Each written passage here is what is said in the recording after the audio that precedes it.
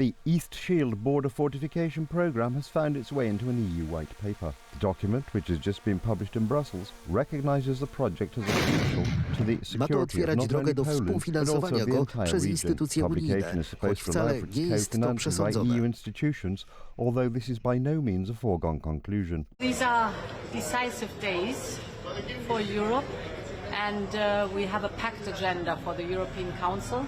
Of course, we will discuss Ukraine, how to get to a just and lasting peace. But we are challenged in our competitiveness and we are challenged in our security agenda.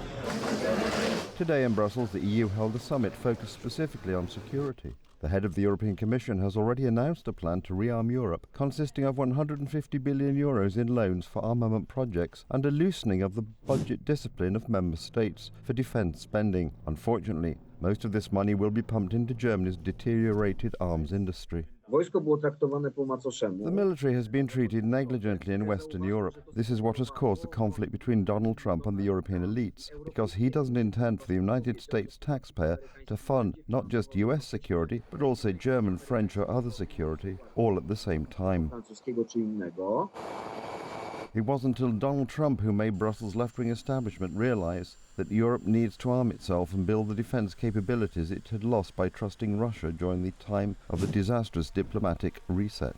One goal is to increase defence spending by European NATO members to at least 3% of GDP. If we invest enough in defence, if we build our capabilities, then it will also deter aggressors to attack us. If we don't do that, weakness invites aggressor to attack. Now the Germans, Spaniards and French, who have been winding down their armies for years, want to dictate to Central and Eastern European countries in the immediate vicinity of criminal Russia what defence should look like. That image is based, of course, on weapons and equipment manufactured primarily in Germany.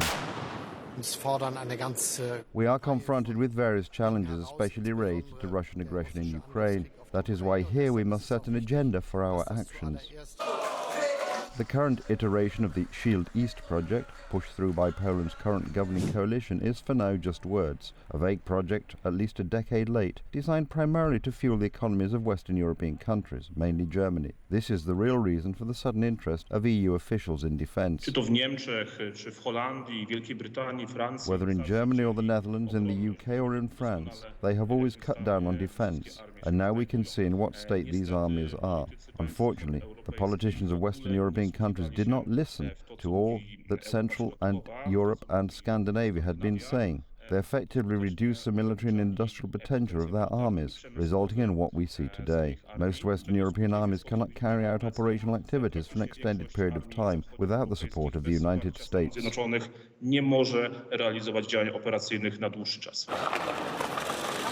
Many European politicians have recently taken on a strongly anti-American bent. It is also just a step away from wanting to oust the world's largest superpower from the old continent. Putting anybody's security and sovereignty in the hands of Europe's left-wing establishment is not likely to end well. The main partner that we can count on is the United States. We absolutely can't count on some creation that will come into being in 10 or 15 years. In that time, Russia could very easily conquer Europe.